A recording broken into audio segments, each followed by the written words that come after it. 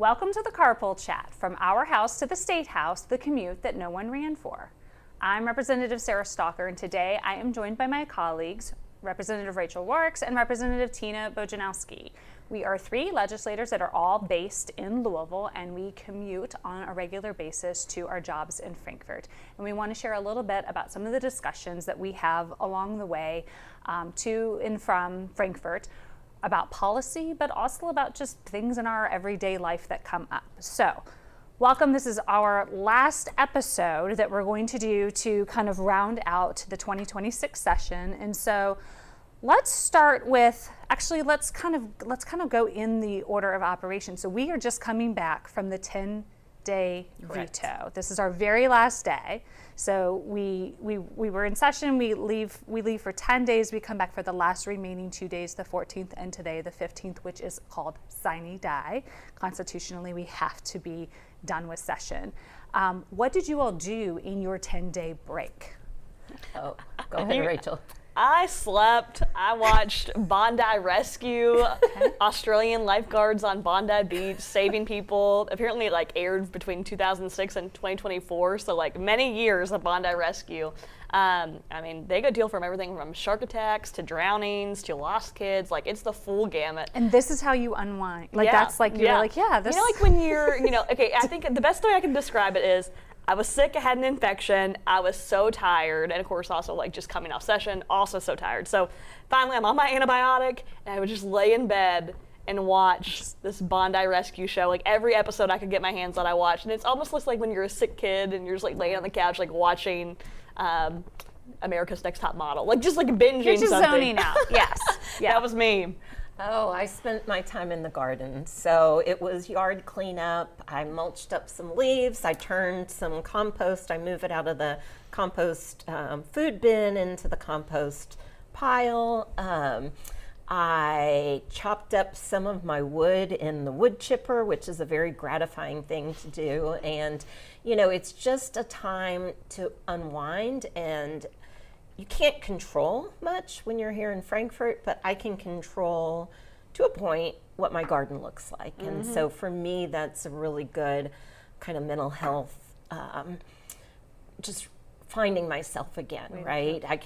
I love those days, because not only were we on veto period, I was on spring break from school. That's right. So I did go back to school on Monday of this week, and I go back again tomorrow. So, so that's what I did. How about you, Sarah? Well, a couple of things that I did. I really got a lot of rest in, which is really needed, because those last 2 days before we go into that veto period are really stressful. We are here late nights. We did do a filming before, but that was when we were on a lunch break. So really all the craziness had not ensued at that point yet, as far as legislation that started flying out of the chamber. So what did I do? I tried to control the things I could control. Yeah. I did some gardening, did some yard work, took my daughter out to do some things to get ready for prom, because that's happening, and so that was exciting. And I just, again, tried to do things around the house, little projects that I could see start and then finish and feel okay, I got something done. And I needed to do those things that were they were important to get done, but mindless. Do you know what I mean? Where I could just put myself on autopilot and just chill, because it is your brain, the mental gymnastics that you do while you're here is real, I guess, is fair to say. The phrase touch grass has come up several times about just grounding, getting outside, getting back into your circadian rhythm, and just putting your bare feet on grass. Literally. And really just literally, and which we did when we went for a nice walk yesterday. It was the weather is always gorgeous this time of the year, thankfully for us. So we, at least when we take breaks, we go outside. Yeah. And we did. We walked around in the grass. You and I did, at least barefooted. I'm going to tell you something else I did is I ordered more plants than I should have. So I think they're starting to be delivered today. And then I'm kind of hoping to plant as close to Derby Day as I can, so that we don't have a freeze. So I've got a bunch more perennials. I'm starting a new bed. It was going to be 8x8, and then it was 8x12, and now it's 8x16. So that's going to be a good project for some of my free time coming up. on the weekends and whatever. So well, your it's yard, the garden. It looks beautiful. I give it credit. So let's talk about really quick, before we jump into some policy that we want to kind of circle back to, I want to make sure that people understand a couple of things about what happens in these last 2 days after we come back from the veto period. So any legislation that's passed now after the veto period is not veto proof. Who wants to talk about that and what that means? So anything that we pass yesterday and today, if the governor vetoes it, the veto will hold. Now, the governor cannot do a line item veto for anything other than the budget. So he would either, if there's one bad part in the bill, he would have to veto the entire bill or not veto it. And sometimes it gets a little tricky. Most of the time, the things that go through are kind of benign. The president of the Senate was talking about swinging bridges in a committee meeting. You know, so it's kind of those last minute things that need to get done. But anything that we passed yesterday and today, the governor could veto it and it would hold. And it is important stuff, some of it varying levels, but not controversial. That, I guess that's usually. Usually, that's the thing to express, because what people need to understand is that as bills continue, as they were coming out, the governor can veto it, but then, Rachel, what happens? We come back, and what do? We override We it. override them because there is a super majority in the House, and so all the bills that were vetoed were overturned yesterday. Yes, and then so we have to go back and do that cycle of, do we want to override the governor's veto when we come back, or do we want to uphold it? So those are just some little kind of nuanced little pieces for people to understand if they're watching on how the process works. I have another kind of thought. So I looked up, so sine die is what we call the last day of the session. So I looked up the meaning. So it's Latin and it means without a day. And the meaning is that session has adjourned indefinitely. So it's like a final end. Now, we know that we'll go back in session on the first Tuesday of January of 2027. But unless there is what we call a special session, but officially it's known as an extraordinary session. And I came in 2019. Since I came in, we've had 3. 2019 was something about pensions, but it wasn't the sewer bill. 2021, we came in on a special session for COVID, and then 2022, we came in for disaster relief, so maybe tornadoes. Tornadoes and flooding, right? And flooding, yeah. So, you know, we will either meet over the interim for non-voting issues, so more informative, or we the governor could call us into a special session if need be. So the other thing that I thought was interesting we were chatting about today is we do a session every year. This is a 60-day and it's the budget year, and then it's a 30-day session next year. But we used to, all the way through 2001, we only had session every other year. So, you know, I think sometimes there is an appetite. I know there is, because they file a bill often to allow us to decide to go into session.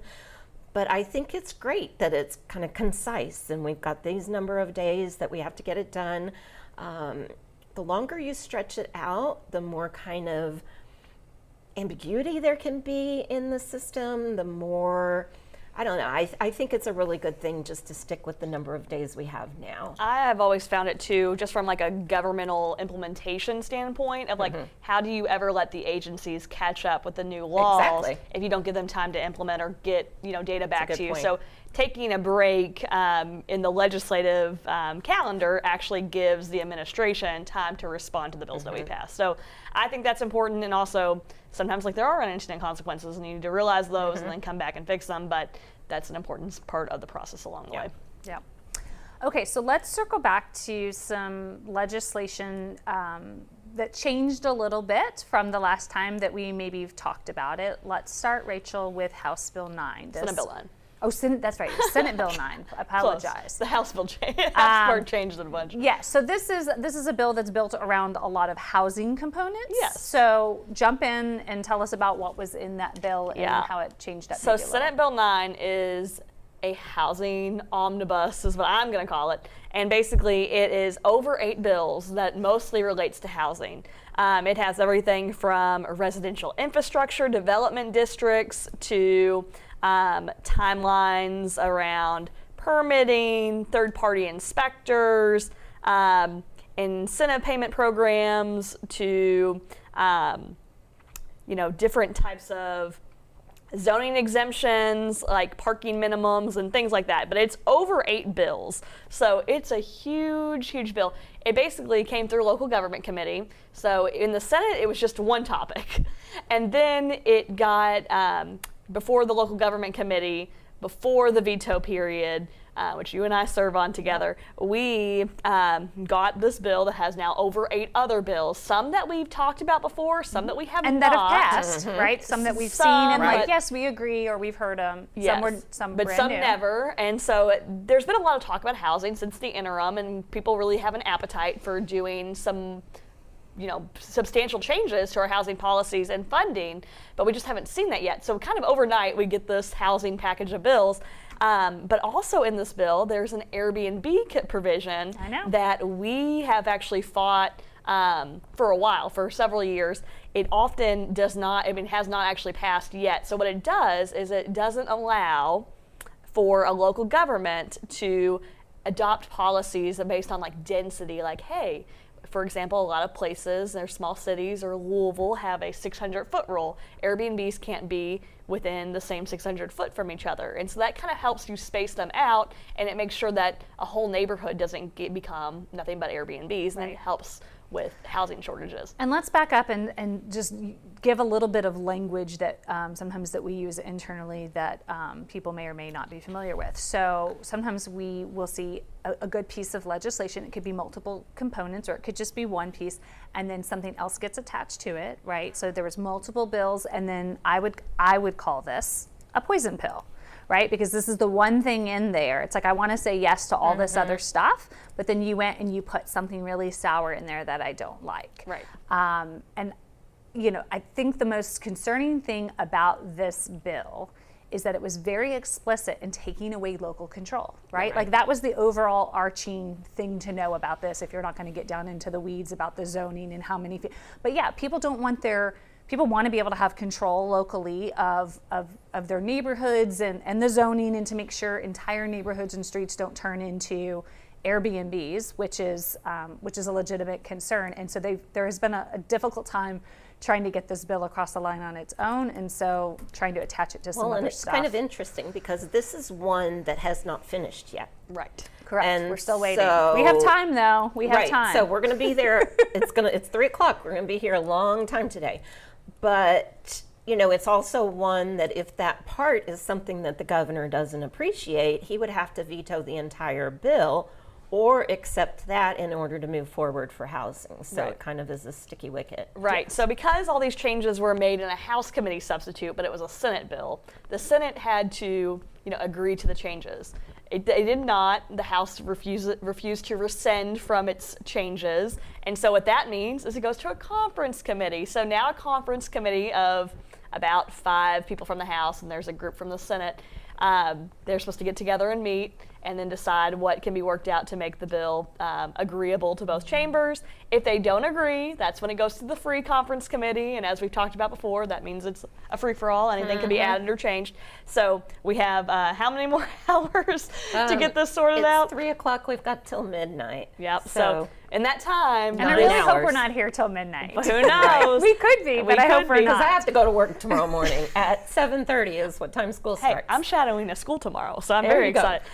But we're all waking up. I'm not sure why either one of you are doing anything tomorrow. I always make sure. I mean, I understand you you go back to school, but I always wanted the opportunity to shadow the school. I've been trying to do it for a long time, which is good. That next day, I feel like you just need to be like. But school is almost over. I only have so many options. I know. There's only so many. I'll be a zombie, but that's okay. So we have a few hours to figure that out, and I'm hopeful. I proposed an amendment to kind of clean up the language around Airbnbs and local control, and so I'm hopeful that that could be a potential solution, or we'll find another solution. And you have a good amendment, because your amendment does what I said I would be comfortable with, right? Which is like, hey, if you live in this house that you personally reside in and you want to go away for Derby and you want to rent your house out, make a little extra money, that's fine. Yeah. That I could get on board with that. But what they want to do is like, you know, you can just buy up other property and then turn them into Airbnb, and that is not your personal residence. No right? restrictions on where they could go, and where that could be a really big issue, especially when we think about Derby. Airbnbs are very popular around U of L and Churchill Downs, and we see that with what exists today. There's even a map on Louisville Metro's website where it says short-term rental registry, and you can look at where all the Airbnbs who are registered are, and you'll see that they're heavily concentrated. I hope your amendment moves, because I think that's a good compromise for like a first step for everybody to kind of move forward in a way that's fair. And it's hard because the Airbnb language seems to take away from what we need to do, which is provide more affordable housing. Yep. And so it's my understanding that the Airbnbs are a more profitable way to use a house for someone who is an investor, but it does suck up properties that could potentially be bought by a housing. for housing for a first-time homeowner, or at least a long-term rental, right? So they have their place, but it doesn't seem to match the character needed for the bill. Not at all. Okay, so let's pivot, because we need to go back to public education. That was really, that sucked up a lot of air, which rightfully so, it should. Tina, talk to us about Senate Bill 1 and 4. And both of these bills are now all the way through the system. We've overridden the governor's vetoes, and they are going to become law. So what I'm telling you won't change. So on the last day before the veto period, and later in the day actually, both Senate Bill 1 and Senate Bill 4 ended up passing. So Senate Bill 1 is the bill that it was constitutional and then unconstitutional, but it's specific to JCPS and giving the superintendent more authority. So it increases the dollar amount of money that they could spend, and it requires the school board to have a 2/3 vote to overrule the superintendent. So more autonomy to the superintendent. Senate Bill 4 had lots of iterations, but what is not in Senate Bill 4 now is there will be no appointed school board members. That was on the table for quite a while. For JCPS, what that means in this bill is that we will get an entirely newly elected board in November of 5 members instead of 7 members. And then there's this other piece that says that if there's an educator who works in another district 100 days or more, they can't be on the school board, which is only a situation right now for a school board member in Fayette County. So Fayette County and JCPS, this is seemingly special legislation. So if there is litigation and it goes to the Supreme Court, we'll see what happens. But, you know, hopefully we can move forward and you know, refresh the school board and gain some trust with the General Assembly, and, you know, not have these ongoing conversations about what needs to be done to JCPS, and we can just support JCPS in all of our supports for all of our kids. And can we just pause for a second and let's just talk about the little bit of the roller coaster of a ride that it was, because so when the bill initially came out, it was five board members, right, 2 appointed. So so folks would still get to elect local you know, individuals to serve on their board, but then 2 were going to be appointed that had to have X amount of years. 10 years of finance experience. Of finance experience, which I don't know if that was really like fleshed out as to how do we define that. Then there was the Senate version, because we had 2 different versions, right? The Senate version, they wanted every board member they appointed. Discussed it. Yes. It was never written in a bill. So I think it was highly discussed, yes, from what I've heard from some members across one senator had a bill, Senate Bill 114, that did assign all appointed members. So there was an extensive discussion about all appointed. It was never in anything written down that I saw, but it was discussed. You know, right. And then now we ended up with we ended different from where we started, but now we don't even have the 2 appointed, which I'm not necessarily mad about that, because I know we have issues that we need to address. I wasn't sure if that was the route to take. Well, because it does not really do anything to increase the capacity of the board to manage the finances. Right, we have less members now, so now it's just down to 5. So we went from 7 to 5, and then there's no requirement. The Senate took everything out about that kind of financial experience that we needed. So I want to point that out, because I think it can be a real roller coaster here when you think about how something starts and the evolution of the conversations that we have. And then sometimes you look at it and you're like, what did we, I mean, that's what I said to a colleague across the aisle who was involved with this. I said, so what did we actually do here? This doesn't make sense. I don't know that we changed some things, but I don't know that we fixed anything. But time will tell. Right, in all fairness. And also, when you go back and look at the vote history, like, I might have voted for one version of the bill that then when it got changed, and so did mine. So I voted to also, uphold the governor's veto, and that, failed. And so there's things like that when you're looking at the vote history. There's a lot of different votes that are going to be I mean, it could be the same bill. And then the piece that we're not getting here is the original Senate Bill 4, and it still had it, was a really great principal leadership program. And so that still is in the bill, but that's kind of how it works around here. Sometimes there'd be wonderful, unanimous, bipartisan legislation, and then different things get pieced on.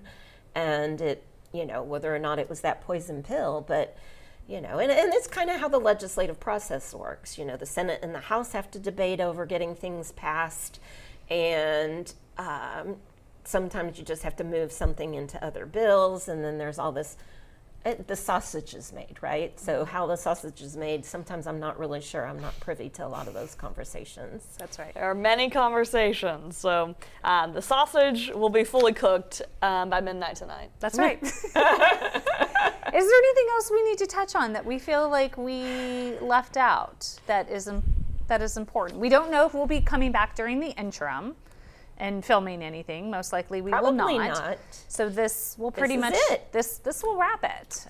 So we hope this has been a great experience for me. I hope it's been a good experience for the both of you as well. This will be the last episode for the 2026 General Assembly session, but we hope to be able to continue to do this for future sessions, and we always are looking for your feedback. So make sure that you tune in for future episodes.